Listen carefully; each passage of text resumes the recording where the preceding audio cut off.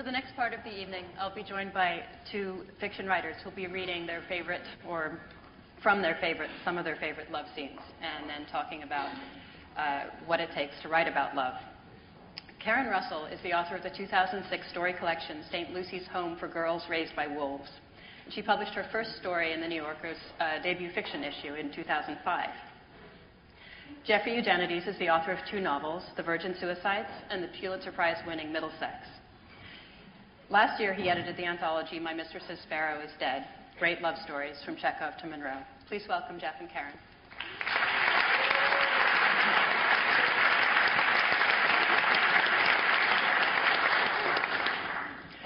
I think Karen's going to start us off with a scene from a Stuart Dybek story. So this is, Deb asked us to pick our favorite love scenes, and Jeff and I picked the same one, but I emailed first, so I'm going to read it.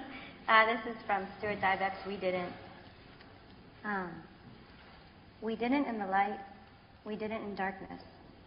We didn't in the fresh-cut summer grass, or in the mounds of autumn leaves, or on the snow where moonlight threw down our shadows.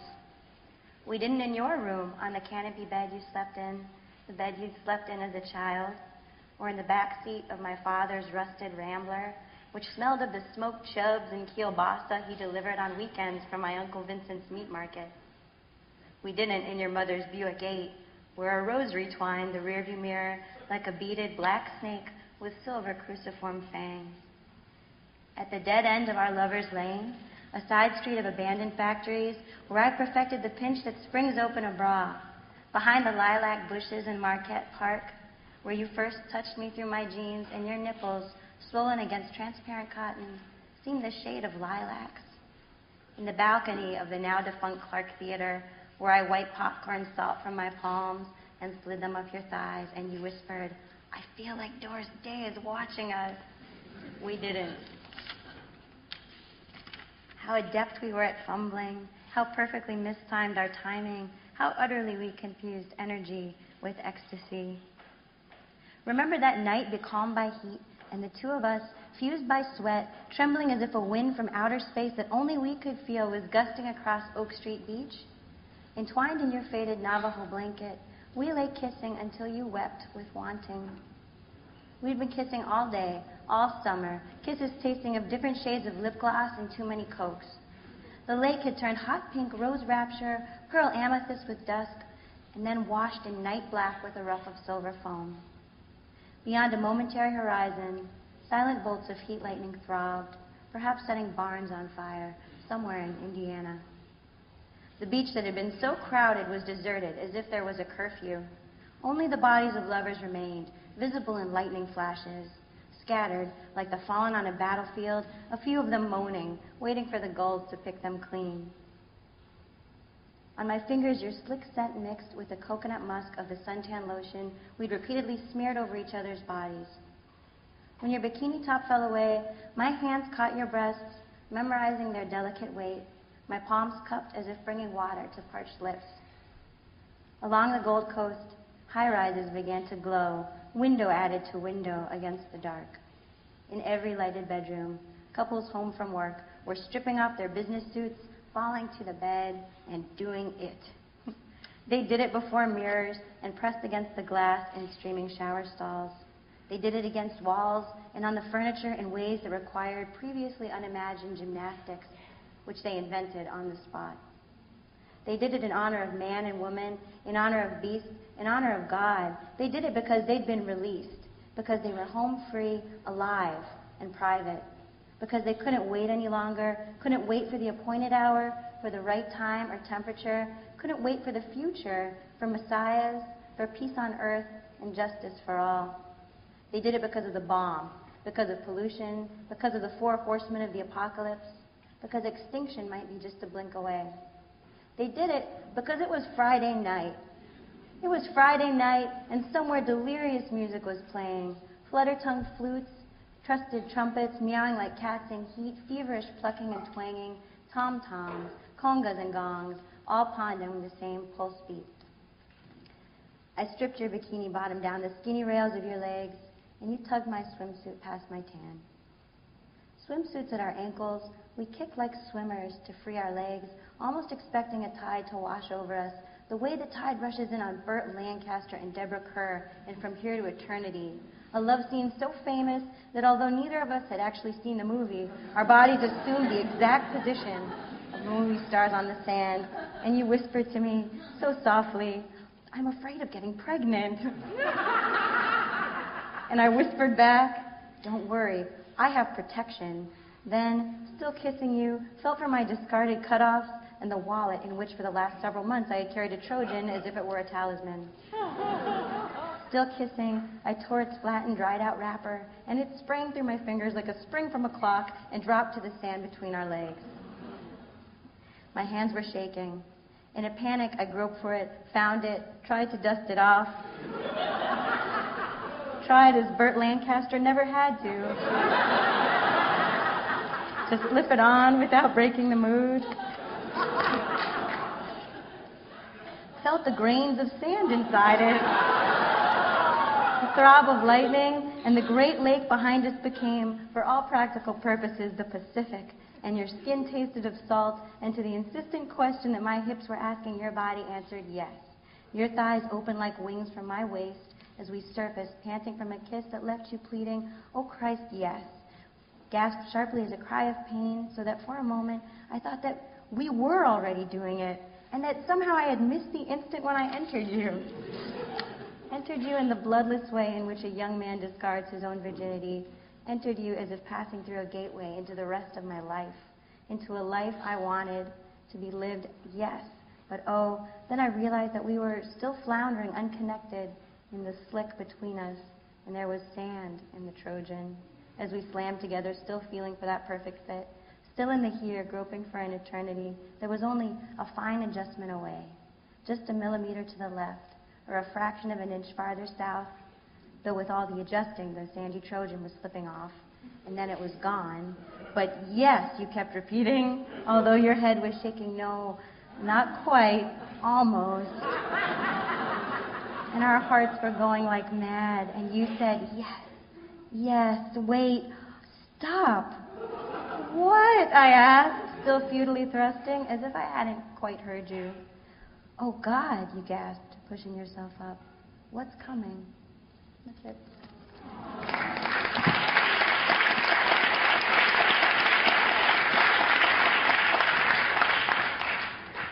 You want me to read directly? Sure. Right. Well, Jeff is going to read from a story by Deborah Eisenberg called Some Other Better Otto. This story doesn't have any love scenes in it, but it is a love story. And I'm reading in the first third of the story where the two characters, William and Otto, realize, well, you'll see. That's all you need to know. Just like William, to suggest going away early for Otto's sake, when he looked forward so much to his concert. The little orchestra played publicly only once a year, the Sunday after Thanksgiving. Otto endured the grading, preparatory practicing, not exactly with equanimity, it had to be admitted, but with relative forbearance, just for the pleasure of seeing William's radiant face on the occasion. William in his suit. William fussing over the programs. William busily arranging tickets for friends. Otto's sunny, his patient, his deeply good William. Toward the end of every year, when the city lights glimmered through the fuzzy winter dark, on the Sunday after Thanksgiving, William with his glowing violin, urging the good-natured, timid audience into passionate explorations of the unseen world. And every year now, from the audience, Otto felt William's impress stamped on the planet, more legible and valuable by 1 year, all the more legible and valuable for the 1 year's diminution in William's beauty. How spectacular he had been the first time Otto brought him to a family event, that gladiatorial Christmas 30-odd years earlier. How had Otto ever marshaled the nerve to do it? Oh, one could One could say till one was blue in the face that Christmas was a day like any other. What difference would it make if he and William were to spend that particular day apart, and so on. And yet, yes, the occasion forced the issue, didn't it? Either he and William would both attend, or Otto would attend alone, or they would not attend together. But whatever it was that one decided to do, it would be a declaration to the family and to the other. And the fact was, to oneself. Steeled by new love, in giddy defiance, Otto had arrived at the house with William, to all intents and purposes, on his arm.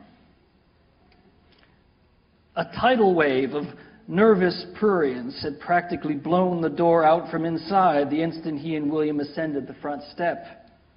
And all evening, aunts, uncles, cousins, mother, and siblings had stared at William beadily, as if a little bunny had loped out into a clearing in front of them. William's beauty, and the fact that he was scarcely 20, had embarrassed Otto on other occasions, but never so searingly.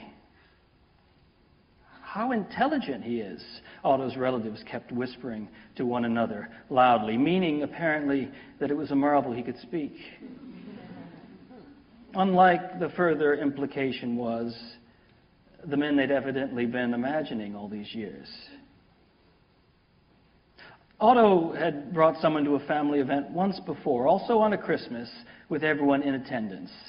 Deandra Fetlin, a feverishly brilliant colleague, far less beautiful than William. During the turkey, she thumped Otto on the arm whenever he made a good point in the argument he was having with Wesley, and continued to eat with solemn assiduity. Then, while the others applied themselves to dessert, a stucco-like fantasy requiring vigilance, Deandra had delivered an explication of one of the firm's recent cases that was worth 3 semesters of law school. No one commented on her intelligence, and no one had been in the least deceived by Otto's tepid display of interest in her. "So," Corinne had said in a loud and artificially genial tone, as if she were speaking to an armed high school student, "where did you and William meet, Otto?" The table fell silent. Otto looked out at the wolfish ring of faces.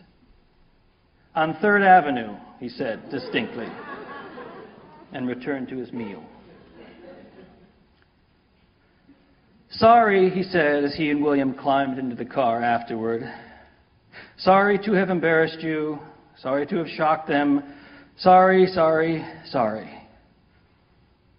But what was I supposed to say?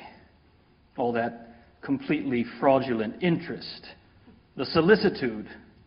The truth is, they've never sanctioned my way of life. Or alternately, they've always sanctioned it. Oh, what on earth good is it to have a word that means only itself and its opposite?" Driving back to the city, through the assaultively scenic and demographically uniform little towns, they were silent. William had witnessed. His power over Otto had been substantially increased by the preceding several hours, and yet he was exhibiting no signs of triumph. On the contrary, his habitual chipper mood was, where? Simply eclipsed. Otto glanced at him. No glance was returned. Back in the apartment, they sat for a while in the dark. Tears stung Otto's eyes and nose. He would miss William terribly. "It was a mistake," he said. William gestured absently. "Well, we had to do it sooner or later." "We? We did?" It was as if snow had begun to fall in the apartment, a gentle, chiming, twinkling snow. And sitting there, looking at one another silently, it became apparent that what each was facing was his future. Thank you.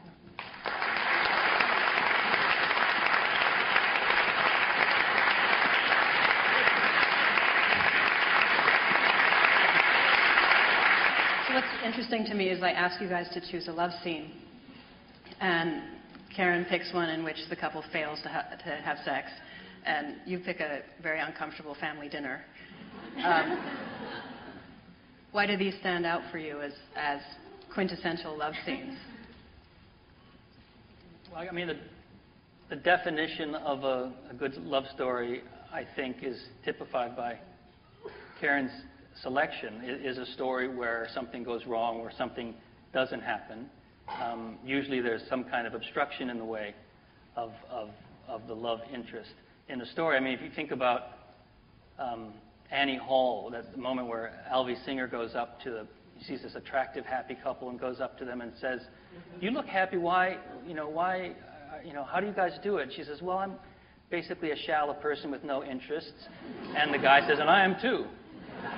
And then they go off, and that's a happy love story. Two shallow people happily copulating is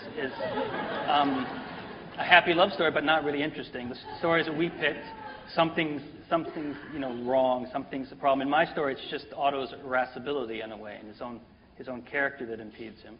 You said that Deborah Eisenberg doesn't actually think of that story as a love story.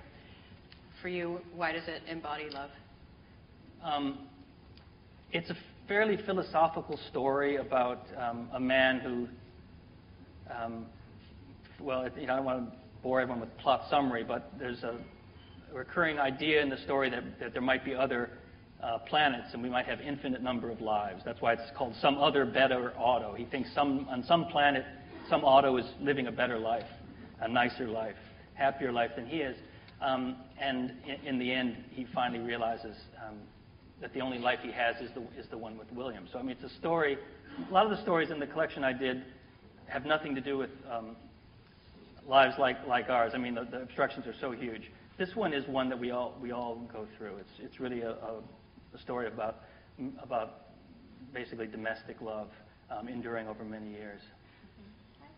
And I would echo that too. That you're going to have the two shallow people. It's a shorter story. If their love is consummated, the story's over. And in this one that we both love, there's a literal obstruction. There's a dead pregnant woman. That's what Jin sees coming. This woman washes up on shore and puts an end to their romance on the beach.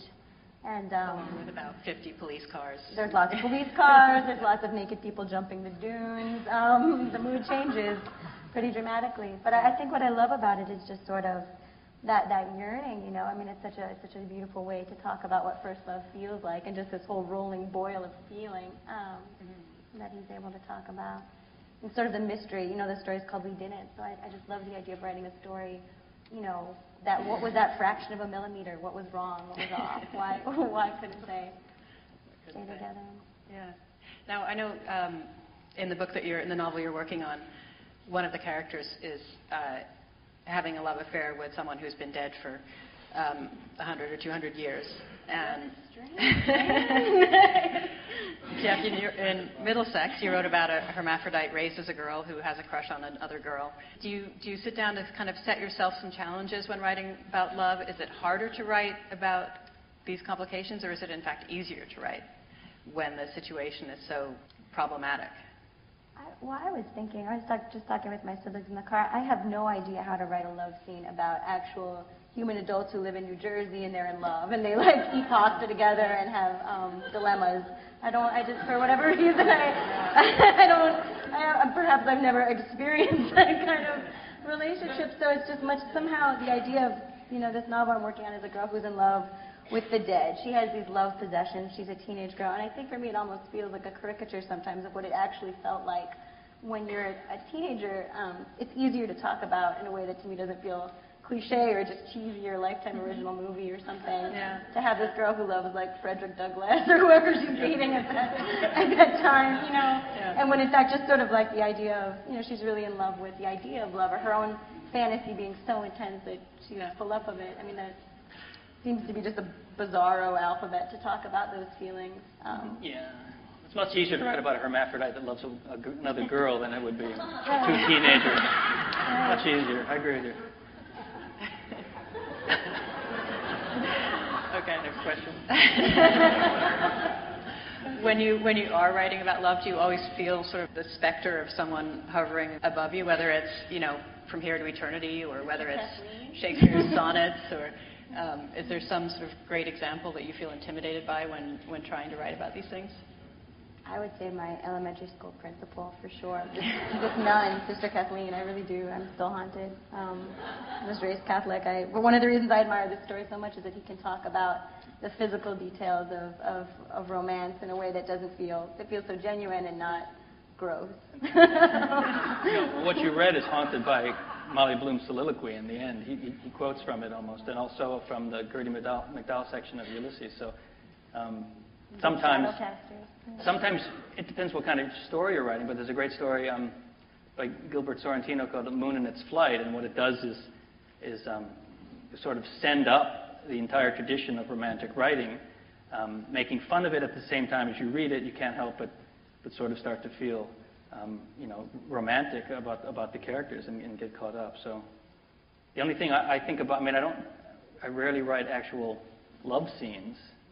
And if I do, I try only to concentrate on what's going on in people's minds, because I think sex is probably the most cerebral activity. And forget about, once you just deal with the body, then people will cancel subscriptions. But if you just talk about what people are thinking of, you might end up with a different kind of story. I would be less embarrassed anyway doing that. Well, it's possible that love scenes are simply a cinematic and literary construct. That they don't happen in life, that we feel sort of pressured to have them in films and in books. Is that the pressure you feel when you're writing? Gosh, I try to avoid those love scenes. I'll try to fade to black. I'll cue some crickets. I don't know about you. I find them very difficult to write. I can write them if they're very depressing in some way. It's the same rule I have. No happy sex, no happy love. I don't think I feel inclined to put them in. It's funny, as a reader, it's such a different experience, because as a reader, that's the pleasure I want. I love reading love scenes, which is tough to remember when you're writing. I'm like, here's another paragraph about those trees. You're sitting in a room all alone all day. It's actually not the worst part of the day if you get into a scene like that. Jeff, when you were editing the anthology, what defined a love story for you?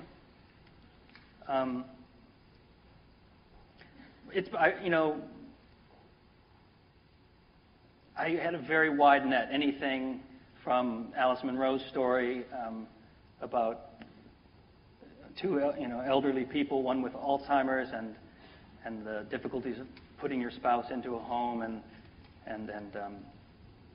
there's stories at the end of life, and there's one by Isaac Babel, First Love, where he falls in love during the pogroms in Russia with the neighbor, the sort of Russian neighbor who protects him. So anything remotely dealing with the theme of love that I thought was a good story. Actually, the book is more or less a collection of a lot of my favorite stories.